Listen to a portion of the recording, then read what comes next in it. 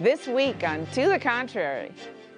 First, women, children, and the immigration showdown. Then, rape charges against Bill Cosby and why states place time limits on prosecution of the crime of rape. Behind the headlines, why Gloria Steinem says sexual assault can be eliminated.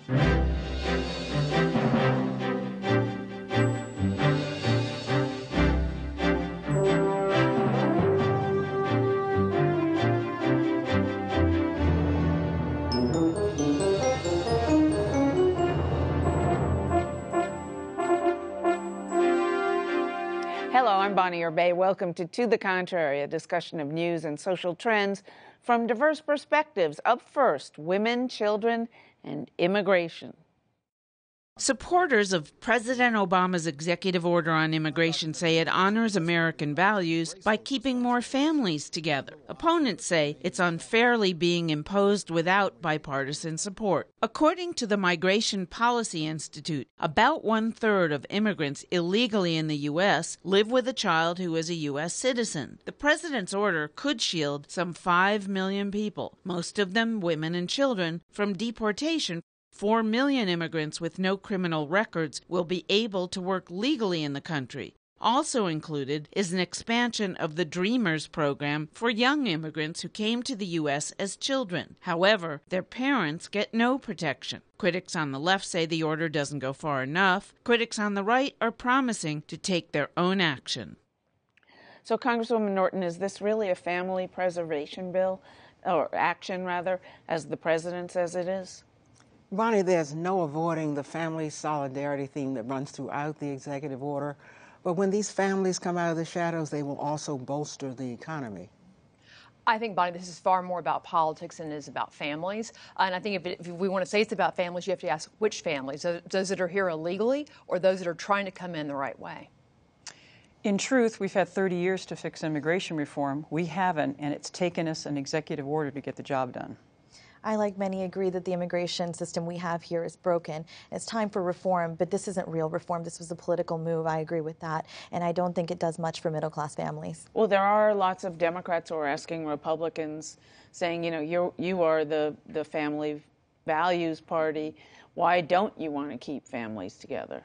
I don't think there's anybody who wants to separate families. That's not the issue. The issue is, why are we implementing policies that in some cases are asking families to risk the lives of their children by trying to get them across the border? We all saw that over the course of the past summer. I actually went down to McAllen, Texas. It was not all families coming across that border together. A lot of people were sending their children on their own. A lot of them were young men coming across by themselves. And again, there are many immigrant families in this country who they may live here, but they're trying to get their mother here legally, or they're trying to get a son here legally, and they're in line right now. President Obama basically just put 5 million people ahead of them, and I think that's wrong. Well, they're here, and the issue for the president is, what do you do with families who are here that are being torn apart by the delay in immigration reform? And if you doubt that there are families, you ought to look at where the pressure was coming from. It was pressure from families who are here, who in families meaning, do you mean mothers and children, or I mean, this is not. There is a deadline. You cannot come and claim the president's executive order. So it's not about drawing more people here, and any similarity to what happened in Central America this summer is not apropos.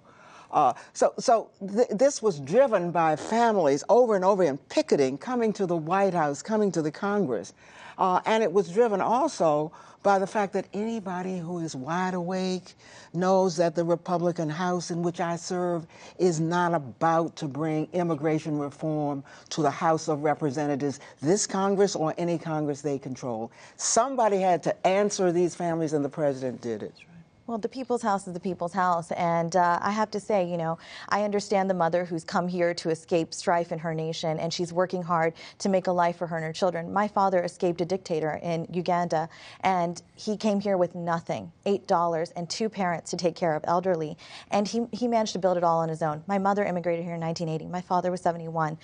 He immigrated in 1971. My mother was 1980. Different years, right? But they immigrated here legally. I take great offense to 5 million people, no matter how small a segment of those living here being undocumented and being able to be now law-abiding citizens when they've broken rules no matter what.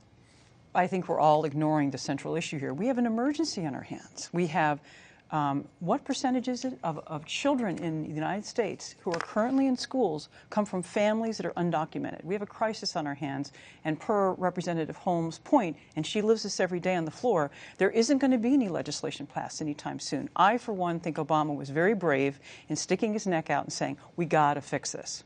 I have a question. I just have a question. When Democrats say we got to fix it, don't they really mean we've got to give legal residency to or permits or something to people who are here without considering if there are other options? Well, I think what other options to the people who are here? Asking people who are here illegally to leave. Oh, please. Mitt Romney tried that. The fact is that these are people who have been here often for 10 and 15 years. Nobody, even the most far right-wing Republicans, it says we ought to round them up and try to find where they are and get them Nobody's shipped sending off. anybody home right now. This is part of the problem. And here's the reality. If there's a real crisis, what is the crisis? I mean, nobody's being sent home right now. This president, I know he claims he's deported more people than others, but it's not. He counts the numbers by who he turns away at the border. Internal deportations are down to the lowest number since the 1970s. You're saying you are saying nobody's sending anybody home. Very few people are being deported today. Right, but I thought the Tea Partyists and anti-immigration reform people want more people to be sent back. Want the that is right. 11.5 million sent back. I agree, but my point is when we say there's a crisis, what's a crisis? These children are going to school. Many of these people are working. We know that the numbers in the labor force. Well, but hold on. But to say there's a crisis, this same crisis existed 6 years ago when President Obama came into office, had a Congress controlled by Democrats, a House controlled by Democrats, and did nothing on this issue. He's waited 6 years because he wanted to do some other things. He waited until after an election. He is going around the people. He's going around their elected representatives, and that is absolutely He's not going around He's not going around anything. anything. He's using a tool that any president can use in a situation like this. And I say it's a crisis when you have this many, when you're talking about millions of... But they were here a year ago and there was no crisis. 5 years ago, this is the crisis of the boiling frog, right? You're in the cold water, you turn the heat up slowly, the frog never jumps out. If the water's hot, the frog jumps right out. This is a boiling frog crisis. It's been going on for 30 years. We've gotten to no place legislatively with this, and action needs to be taken. Doesn't mean it's perfect. Doesn't mean other things shouldn't happen. But we have to start somewhere. But his action is to give people amnesty and not to fix the problem called the border that's allowed it to get worse and worse. Border is one thing, but the other thing is that many people who are here illegally came over on legal tourist, on visas and overstayed. Tourist and student visas. So, it's not, when we talk about border issues, we make it look like it's all Hispanics we're talking about, and we're not. We're talking about Eastern Europeans, Asians, everybody. But why is it that the House...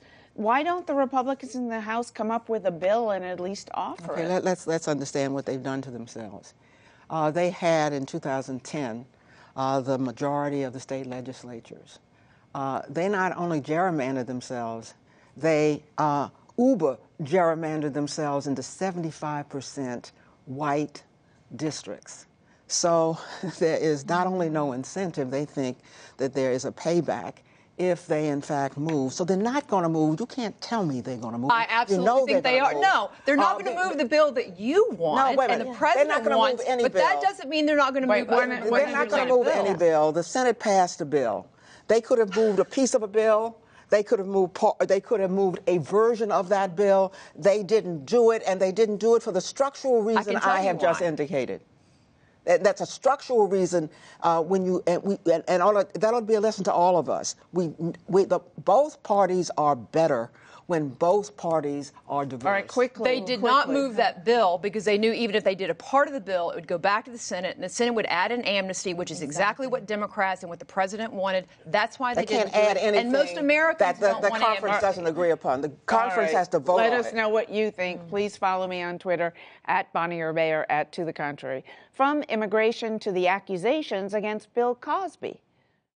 More than a dozen women have accused comedian and actor Bill Cosby of sexual assault and rape, most of them including the claim he drugged them before the assaults. Most of these stories are decades old, one going back to 1969, and cannot be prosecuted because there are statutes of limitations on sexual assault cases. They vary from state to state. California's statute is 10 years in most cases, Pennsylvania 12, and Texas has a 5-year statute of limitations, but there's an exception if DNA evidence taken around the time of the alleged assault exists. Then there's no such time limit.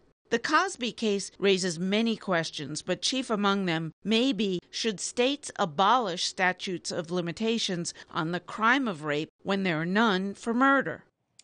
So we really want to look at the public policy implications of this case, not the gory details of who did what to whom. So if we're jumping maybe to conclusions that he is guilty as charged, and you say that you don't believe he is. Well, no, I don't know. I mean, I wasn't in any of these scenarios, and it kind of came out of the blue. And honestly, it wasn't. These were not stories I had followed in the past, and I am surprised just based on who we all thought Bill Cosby was, if this kind of thing would occur. That said, I mean, to the point of statute of limitations, look, this is a state-by-state issue, as you just pointed out. Some states have long number of years, others don't. I do think we have to keep in mind. There's not, and I do. Why should there be on rape then?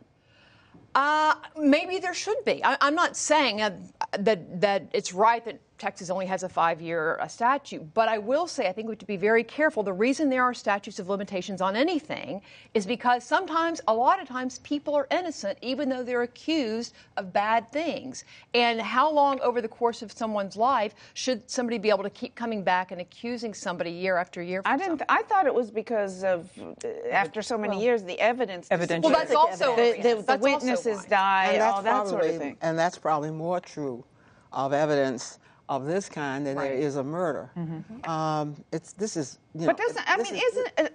sorry, but isn't there a sexist attitude toward putting a statute of limitations on rape but not on murder? Perhaps, because remember, all of these laws were made at a time when sexism was rife.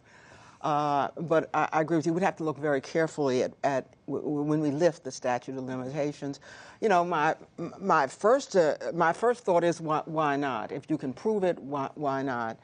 Texas has this interesting exception, which says if there's DNA evidence, then you can bring it 25 years later. Maybe that's a good and not alternative. even California or the more liberal states have that. Yeah.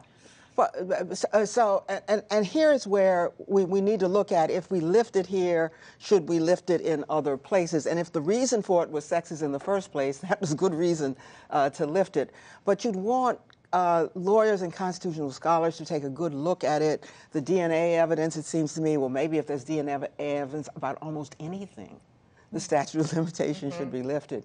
So we want to be careful. But rape, this comes up at a time when rape is, of all the crimes being discussed in this country, perhaps at the foremost. Indeed. So it couldn't come up at a worse time for Bill Cosby, and I must say a more tragic time, but at perhaps the best time, because we are considering these issues now when they're particularly ripe. Social media really exposed this, I think, because I have to tell you, I think the media was complicit in this. There are hardened, seasoned editors who said, we won't take this against Bill Cosby. Not a man of his stature. We don't want to tread the line of libel. Editors or prosecutors? Oh, editors. Because I saw the prosecutor in Philadelphia talked about it. He believed that there was something done there, but he just didn't think there was enough to take it to a jury. Well, media editors, because we haven't seen it come out at top of page now. We see it everywhere right now. It's trending hugely, largely because of social media and people saying, we've got to lift this story to the public eye. So should young women then be pushing for an end to statute of limitations on rape? Well, if we look at laws, as a mechanism to help address wrongs to victim, right? There is no crime that creates more damage to an individual than rape. It affects on a spiritual level, it affects on a physical level, it affects on an emotional level, it affects on a psychological level. And I think there absolutely should be no statute of limitations on rape at all. And it should be looked at. And in a way, it would be helpful for rape to be looked at in that very serious manner. I think it would help women report it more. It would help beef up prosecution when it happens. So I think absolutely it's a great example of where statute of limitations is not appropriate. Your thoughts? Well, I look at this and I say, but what if somebody waits 20 years to come forward and they've got no evidence beyond, I just decide today to bring it up? I mean, well, at that point, there's not a prosecutor's going to do the same thing the guy in Philadelphia did and say, I can't get this past a jury. Well, hopefully so, but not always. Knowing now, and by the way, I don't even think there were rape kits back in the readily available as there are at the time today. That he was accused of this. So now a woman gets raped, she goes to a police station, she gets the physical evidence taken. Maybe she doesn't want to press charges for whatever reason, but 20 years later, she has a psychological revelation and she wants to.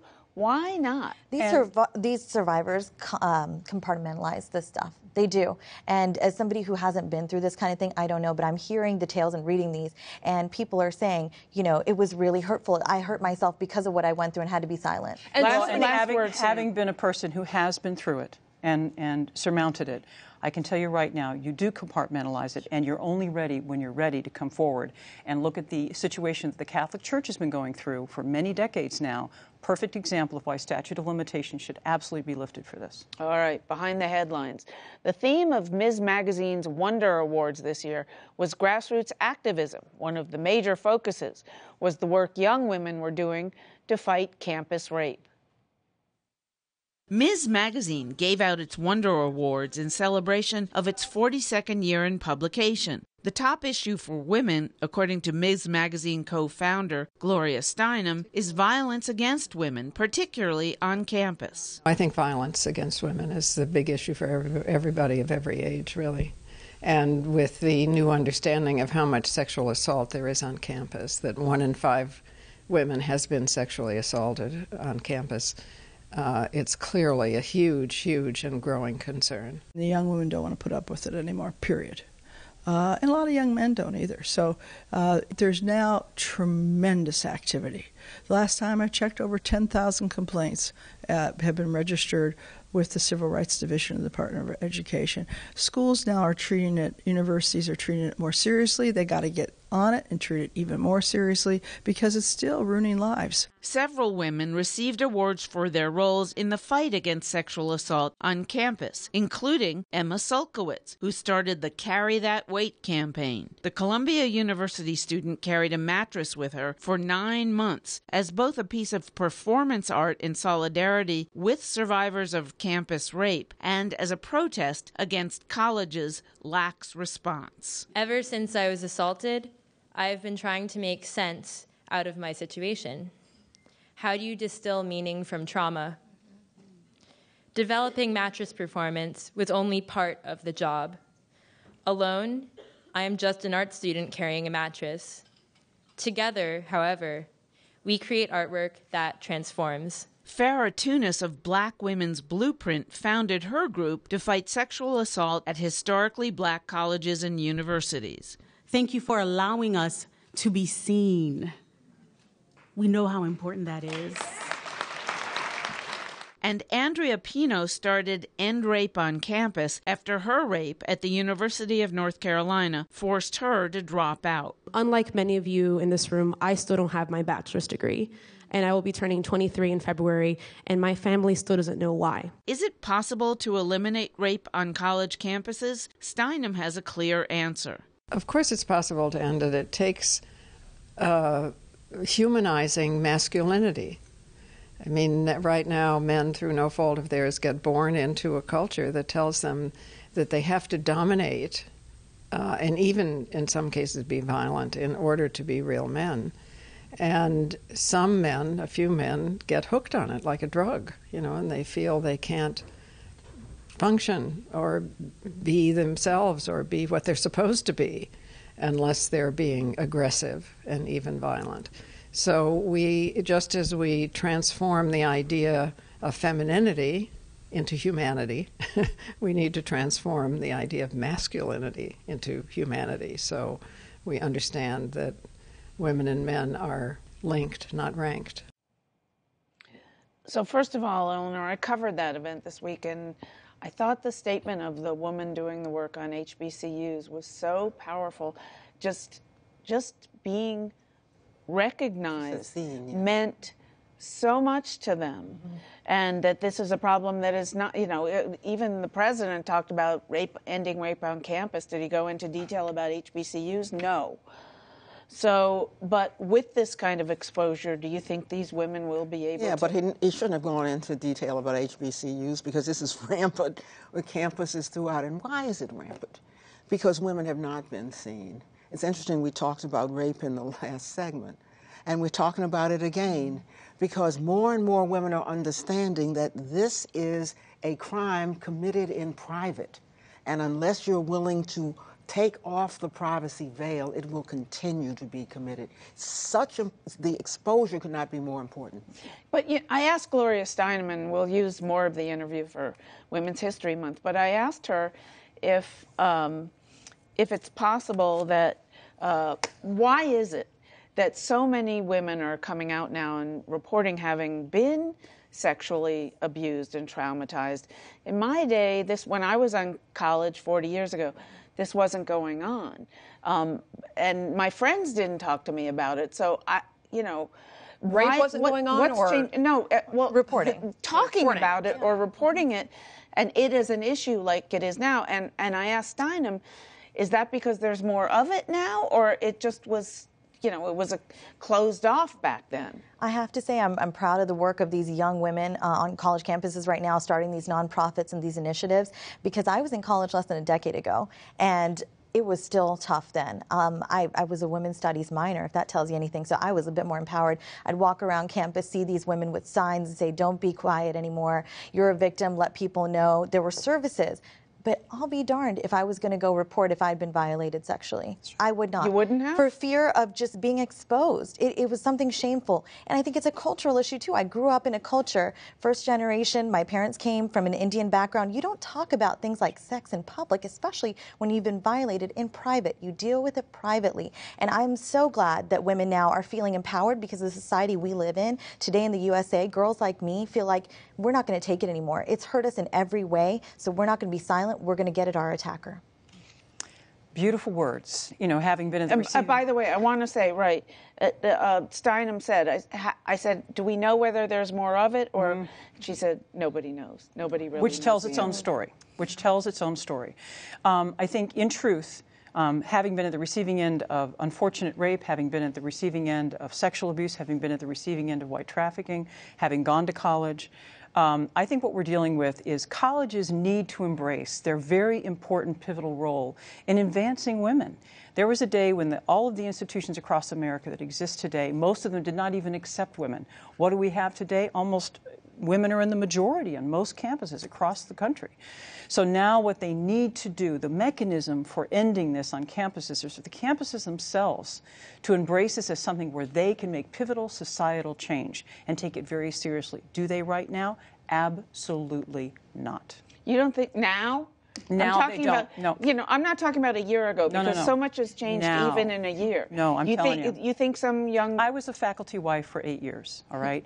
And still have very close work that I do with colleges. Colleges may have Ellie Smeal's organizations, Feminist Majorities, on campus. There may be other, small organizations that are going on that are led by these wonderful young women.